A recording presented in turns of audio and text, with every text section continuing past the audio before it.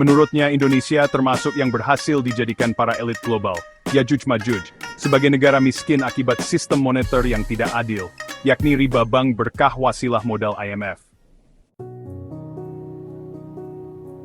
Sheikh Imran Hossein berkata, UMR orang Indonesia itu setara gaji budak. Bayangkan, bila gaji seorang guru di Swiss 40-70 juta rupiah per bulan, di sini, gaji 1,5 juta rupiah sudah jadi royokan sarjana magister. Ini bukan karena unsur malas, melainkan nilai tukar uang dibuat fiktif dan tidak adil tanpa jaminan emas dari para Yajuj Majuj. Tujuannya agar si miskin tetap permanen dengan kemiskinannya, dan si kaya tetap istiqomah bermewah ria di kawasan Manhattan sana. Ia paling getol menolak halalnya uang kertas dimanapun. Baginya, uang kertas adalah produk bidah ribawi yang baru diciptakan oleh pemenang Perang Dunia Kedua. Makin lama disimpan, nilai uang akan turun tanpa sebab, kecuali di atas namakan inflasi, di mana Al-Quran dan hadits tidak pernah mengajarkannya. Uang kertas adalah makanan baru dengan disiplin ilmu baru bernama ekonomi keuangan.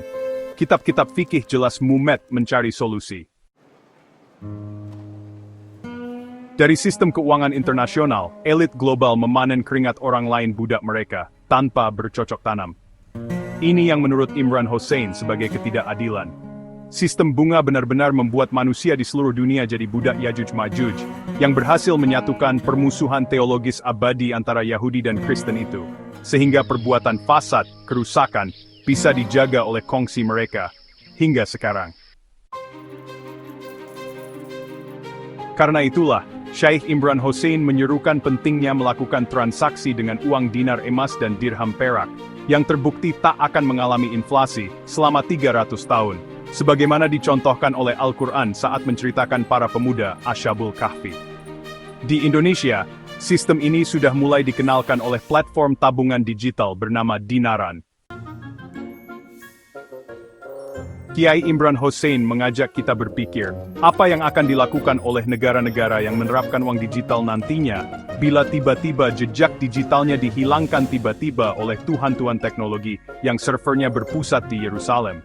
Ia yakin, otoritas negara republik, negara kerajaan, maupun negara full schooler tidak akan mampu menjawabnya.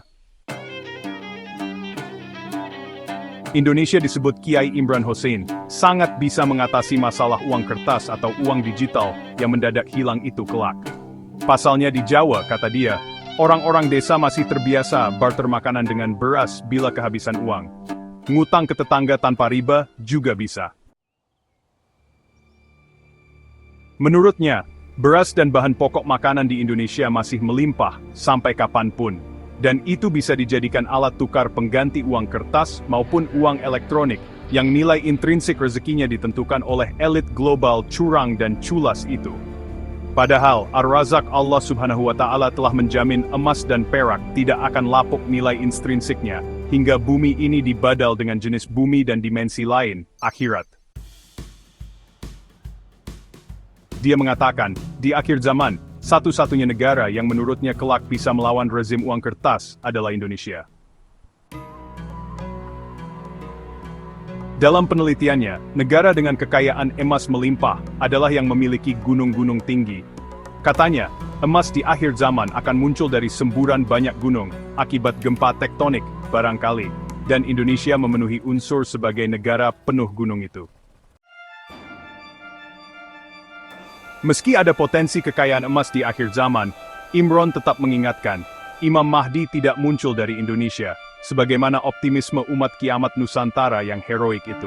Imam Mahdi muncul dan dibayat di depan Ka'bah, dan ia berjalan cepat dari Madinah setelah insiden perebutan 3 mahkota usai mangkatnya seorang khalifah, seperti di maktub nubuat Nabi Muhammad SAW.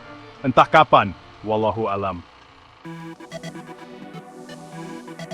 Selain itu, Imran Hossein juga kagum dengan Ahmad Soekarno, yang disebut sebagai orang pertama di dunia yang paling menyadari penjajahan bentuk baru nekolim dari para mantan penjajah Eropa ke Indonesia, hingga ia harus digulingkan.